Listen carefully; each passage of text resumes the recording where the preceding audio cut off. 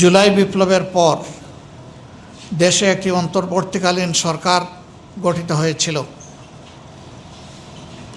এই সরকারের সকল কাজই ভালো, সকল কাজই মন্দ, এইভাবে চোখ বন্ধ করে বিচার করার কোনো সুযোগ নেই।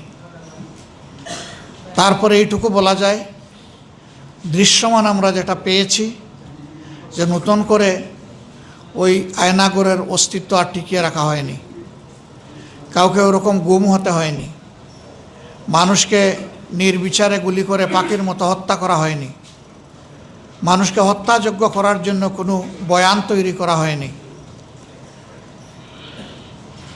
এইটুকু আমরা দৃশ্যমান দেখেছি। কিন্তু তাদের একটি পবিত্র দায়িত্ব ছিল, তারা যেহেতু ট্রানজিশনাল পিরিয়ডের সরকার, পাওয়ার ট্রান্সফারটাকে তারা স্বচ্ছ এবং গ্রহণযোগ্য করা ছিল তাদের দায়িত্ব। কার্যত এই দায়িত্ব তারা পালন করতে পারেননি, এই দায়িত্বে পালনে তারা ব্যর্থ হয়েছে। ফলে জাতির মধ্যে যে আকাঙ্ক্ষা তৈরি হয়েছিল জুলাই গণ অভ্যুত্থান এবং সীমাহীন ত্যাগের মধ্য দিয়ে, কার্যত সেই আকাঙ্ক্ষার বাস্তবায়ন এই নির্বাচনের মাধ্যমে হয়নি। কেন হয়নি তা আপনাদের সামনে পরিষ্কার। এই নির্বাচনকে সুষ্ঠু হতে দেওয়া হয়নি। এখানে ব্যাপক ইঞ্জিনিয়ারিং করা হয়েছে। ইন্টারিম গভর্নমেন্টের একজন উপদেষ্টার মুখ থেকেই তার স্বীকৃতি এসেছে, তিনি প্রথম রাজসাক্ষী। প্রফেসর ডক্টর ইউনূস তিনি যুক্তরাজ্য সফর করেছিলেন।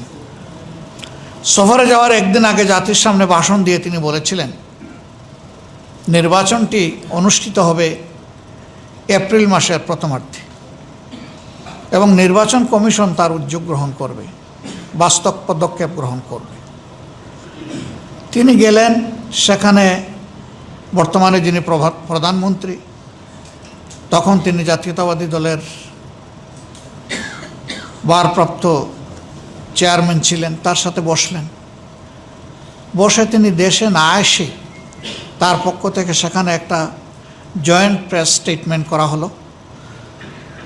তিনি যে ঘোষণা দিয়ে গেলেন মাত্র 4 দিন আগে, এটিকে বদলে দিয়ে তিনি বললেন যে এই নির্বাচন ফেব্রুয়ারির প্রথমার্ধেও হতে পারে।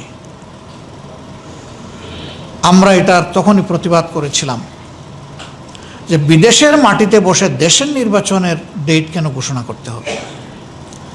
2 নম্বর, বিএনপি একমাত্র স্টেক হোল্ডার নয়, এখানে আরও নিবন্ধিত তখন 39টা বা 41টা দল ছিল।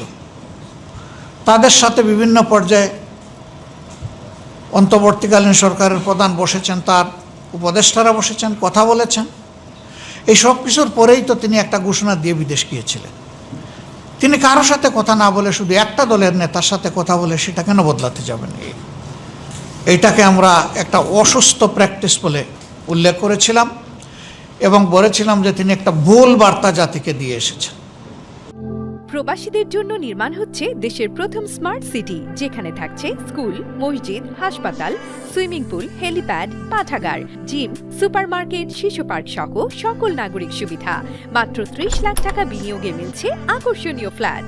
প্লাটিনাম ইনভেস্টরদের জন্য ঢাকা বিমানবন্দরে ভিআইপি প্রোটোকল সুবিধা। বিস্তারিত জানতে যোগাযোগ করুন স্ক্রিনে দেয়া হোয়াটসঅ্যাপ অথবা ইমো নাম্বারে।